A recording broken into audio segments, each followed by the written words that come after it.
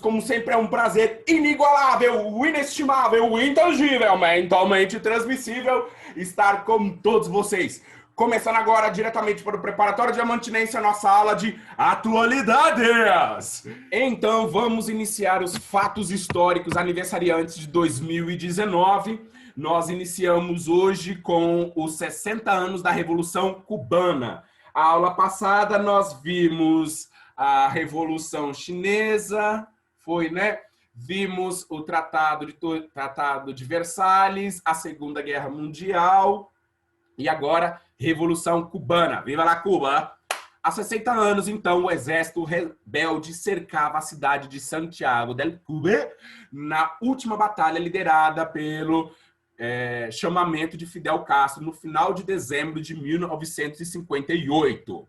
Ao amanhecer do dia 1º de janeiro de 59, o ditador Fulgêncio Batista abandonava a ilha com a destituição do ditador alinhado aos Estados Unidos, as visões mercantilistas, consolidava assim a Revolução Cubana.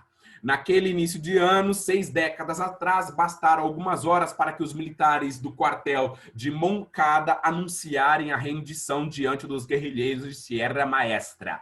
Esta batalha, no oriente do país, ou seja, quase ali no finalzinho da ilha, também chamada de Operação Santiago, definiu o triunfo da Revolução Cubana, la copadesta que está aqui lá atrás.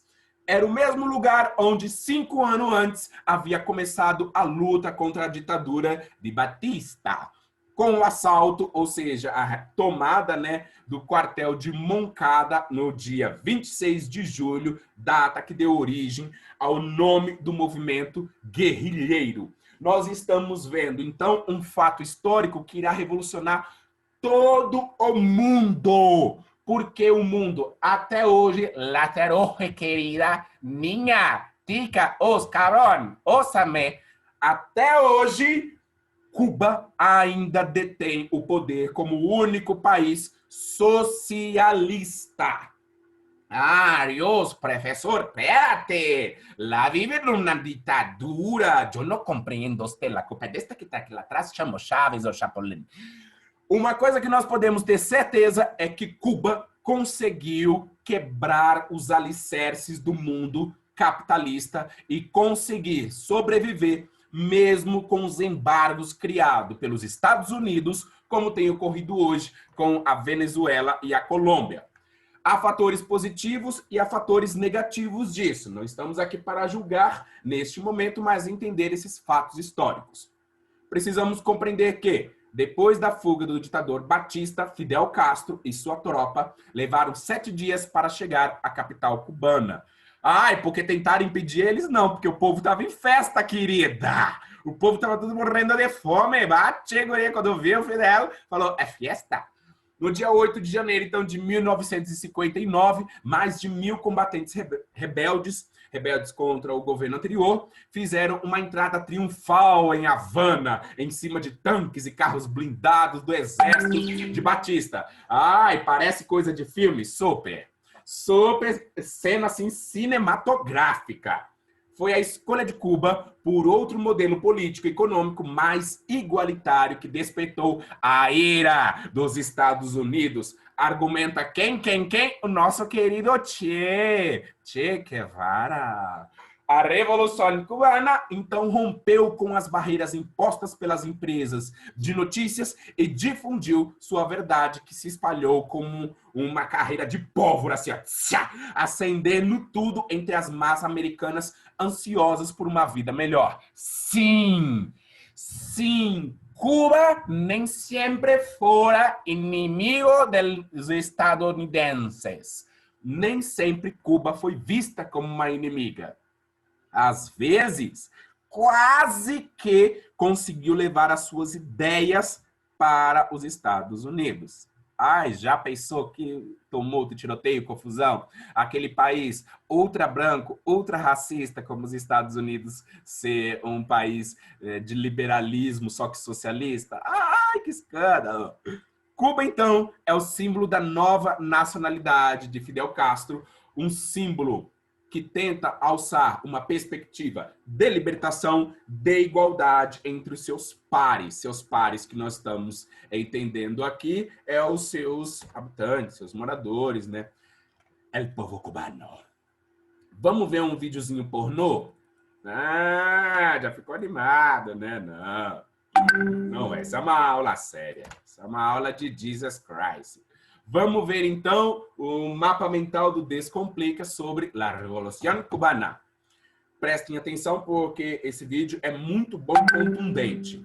Para chegar à Revolução Cubana, a gente precisa começar pela independência de Cuba. Tudo começou numa ilhazinha chamada Ilha de Cuba, que era uma colônia espanhola. Só que ela foi a última colônia da Espanha a se tornar independente no fim do século XIX. E essa independência foi fruto da Guerra Hispano-Americana em 1898, uma guerra forjada pelos Estados Unidos que acusou a colônia espanhola de ter afundado um de seus navios com uma mina aquática. Veja só. Por causa da superioridade bélica dos Estados Unidos, já naquela época a coroa espanhola perdeu a guerra e com isso também perdeu as ilhas do Havaí. Os Estados Unidos aproveitaram para declarar a independência da ilha de Cuba. Logo depois, os Estados Unidos ocuparam militarmente a ilha e conseguiram aprovar a chamada Emenda Platt, em 1903, bem como a concessão do território de Guantánamo. Esta emenda Platt concedia o direito dos Estados Unidos intervirem militarmente na ilha de Cuba todas as vezes que considerassem que seus interesses econômicos estavam sendo afetados. Além disso, restringia as relações comerciais de Cuba com os outros países. E veja só, essa emenda Platt era a emenda à Constituição de Cuba, hein? Ao mesmo tempo, as melhores terras da ilha de Cuba foram reservadas para as empresas norte-americanas desenvolverem seu agronegócio. Esse fato foi um forte abalo na soberania de Cuba, levando seus cidadãos à miséria e impedindo o desenvolvimento do país recém-independente. Assim começam os primeiros movimentos revolucionários de Cuba após a independência, e eles, claro, são movimentos de cunho nacionalista. Estes movimentos desejavam alcançar o poder tendo um presidente que defendesse os interesses cubanos, e não apenas um governante alinhado aos interesses dos Estados Unidos. Temendo que os nacionalistas chegassem ao poder em 10 de março de 1952, o então presidente Fulgêncio Batista deflagra o golpe e implementa a ditadura em Cuba. Só que os militantes não deixaram isso barato, não. No ano seguinte, em 26 de julho de 1953, Fidel Castro e seus homens promoveram um assalto ao quartel de La Moncada, com o objetivo de roubar armas e fortalecer o movimento armado que tentaria derrubar a ditadura Fulgêncio Batista. O assalto foi um grande fracasso. Muitos revolucionários foram mortos e outros presos e até torturados. Fidel, apesar de ter conseguido escapar, foi preso, julgado e condenado no dia seguinte, sendo enviado ao exílio no México. O julgamento de Fidel é considerado seu primeiro discurso, porque, como ele era advogado, ele fez sua própria defesa. Seu discurso foi intitulado de A História Me Absolverá. Com a libertação de Fidel e seu envio para o exílio, ele fundou posteriormente o movimento chamado 26 de Julho, em alusão ao assalto ao quartel de La Moncada. No México, Fidel organiza o movimento guerrilheiro e também conhece através de seu irmão Raul Castro, Ernesto Che Guevara. Juntos, Fidel e Guevara elaboraram um plano para tomar Sierra Maestra. Em 1956, a bordo do barco Gramna, Fidel Castro, Che Guevara e Raul Castro, além de outros revolucionários, retornaram à ilha de Cuba para iniciar o movimento guerrilheiro e derrubar o governo do ditador Fulgêncio Batista. Poucos anos depois, em 1959, Fidel Castro, junto com Che Guevara, desembarcam em Cuba sob forte confronto com o exército de Fulgêncio Batista. Os irmãos Castro e Che vão para Sierra Maestra. De Sierra Maestra, os guerrilheiros iniciam uma série de ataques aos modos da guerrilha com o intuito de enfraquecer o governo. Inclusive também promoviam sequestros de personalidades, como foi o caso do piloto de Fórmula 1, Juan Manuel Fangio, com o objetivo de chamar a atenção da opinião pública. O movimento agrupado em Sierra Maestra ganha adesão dos camponeses, já que Cuba era cedida a grandes latifundiários. Em 1º de janeiro de 1959, então, ocorreu a tomada de Havana. Fulgêncio Batista foge e é consagrada a Revolução Nacionalista. Daí é formado um governo que tem por prioridade atender às necessidades e aos interesses do povo cubano. Em 1961, Fidel Castro se tornou primeiro-ministro e promoveu grandes reformas: a nacionalização da economia, a alfabetização toda da ilha, a reforma agrária e a nacionalização dos bancos. Ainda em 1961, na Conferência dos Estados Americanos, em Punta del Este, o governo dos Estados Unidos expulsa a delegação cubana da conferência. Com isso, houve uma aproximação com um bloco liderado pela União Soviética. Ao passo que Cuba e a União Soviética se aproximavam, o governo Kennedy dos Estados Unidos resolve contra-atacar, patrocinando contra-revolucionários cubanos treinados e fortemente armados pela CIA, com o objetivo de derrubar o governo de Fidel. A tentativa de derrubada do governo de Fidel Castro aconteceu na invasão da Baía dos Porcos. Esta é a primeira grande derrota dos Estados Unidos. Com isso, para que houvesse fortalecimento e proteção de Cuba, Fidel Castro declarou que a partir daquela data, Cuba era um país comunista. Além disso, fundou o Partido Comunista em Cuba e ingressou em seguida no Bloco Socialista.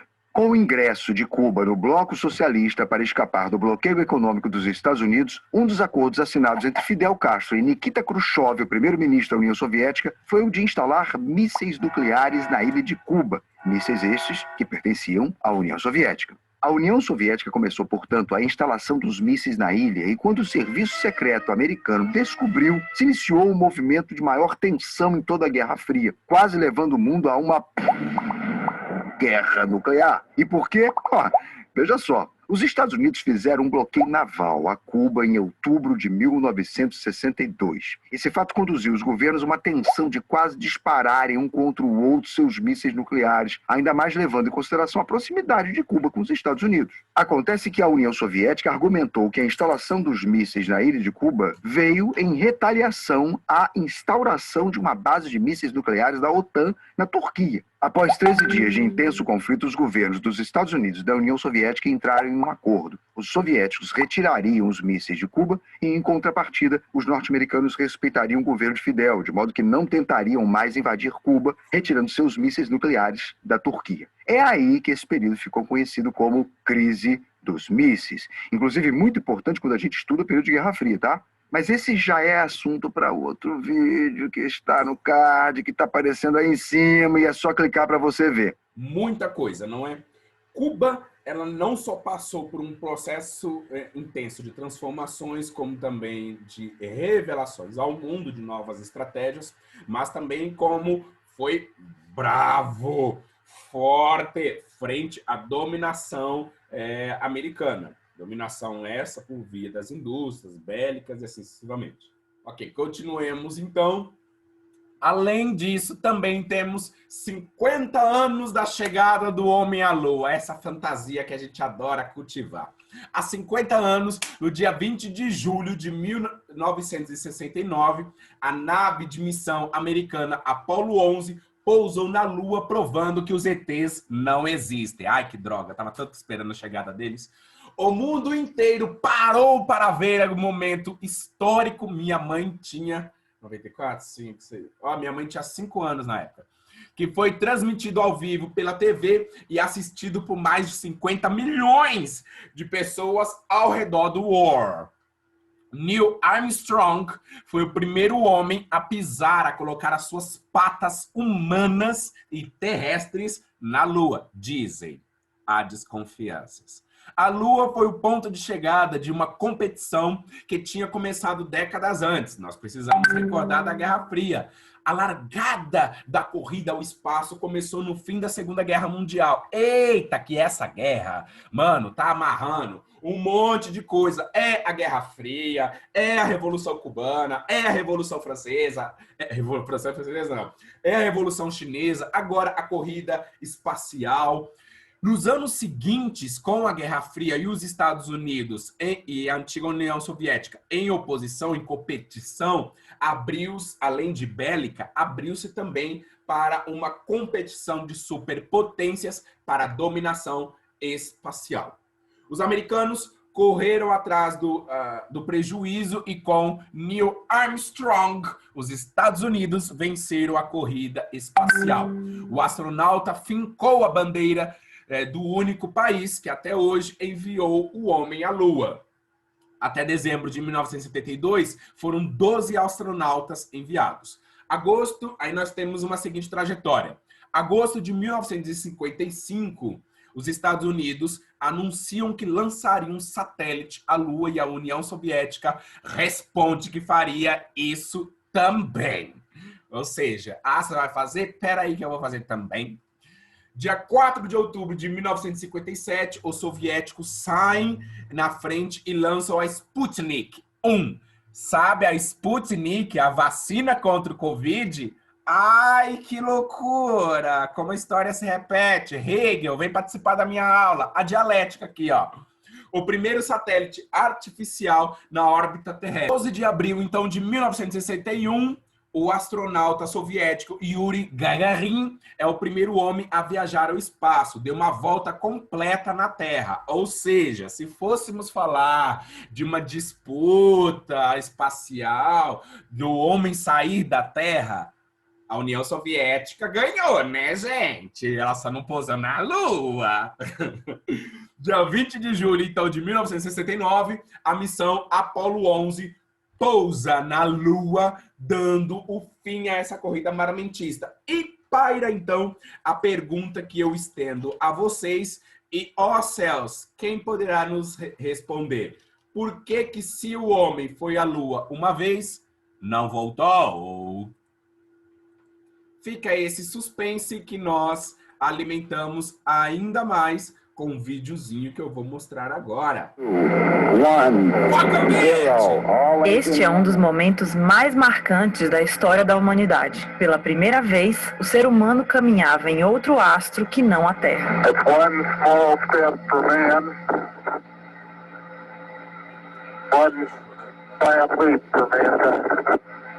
Os astronautas americanos Neil Armstrong, Edwin Buzz Aldrin e Michael Collins partiram para a Lua em 16 de julho de 1969, só 8 anos depois que o cosmonauta soviético Yuri Gagarin se tornou o primeiro homem no espaço.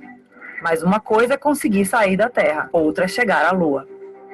Até ali, a tecnologia para transportar pessoas a essa distância e trazê-las de volta não existia.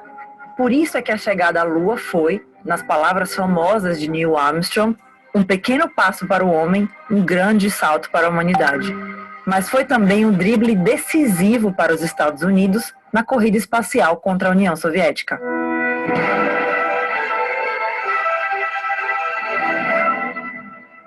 No início dos anos 60, quem liderava a corrida eram os soviéticos. Eles já tinham posto o primeiro satélite em órbita, o primeiro ser vivo e o primeiro homem para fora da Terra, graças a Sergei Korolev, seu engenheiro-chefe. Os americanos estavam apavorados com a ideia de que a dominação soviética do espaço garantisse a supremacia militar da potência rival.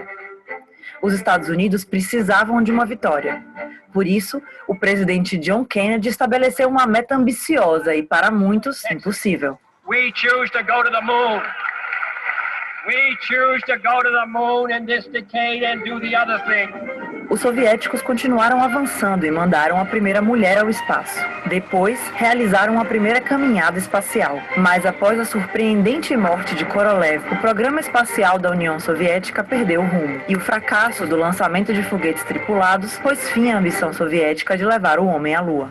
Enquanto isso, os Estados Unidos precisavam de investimentos milionários para atingir seu objetivo. Era preciso criar a tecnologia para viagens espaciais tripuladas, incluindo computadores sofisticados que não existiam na época. E o programa Apollo conseguiu realizar tudo isso. Esse programa levaria os 3 astronautas à Lua, na missão Apollo 11. Depois de muitas tentativas, a NASA construiu um novo foguete, composta por 3 módulos. A estrutura media 111 metros, pesava quase 3.000 toneladas e era capaz de produzir tanta energia que comandá-la era como pilotar uma bomba nuclear. Mas o maior desafio da missão era construir um módulo capaz de pousar na Lua. Afinal, ninguém sabia exatamente como era a superfície lá. O módulo tinha que ser pequeno, mas ainda assim ter espaço para 2 astronautas, computadores, equipamento, combustível e oxigênio. Como se isso não fosse difícil bastante, para voltar à Terra, o módulo precisava ter propulsão suficiente para levá-lo de volta à órbita da Lua, onde se encontraria de novo com a nave principal.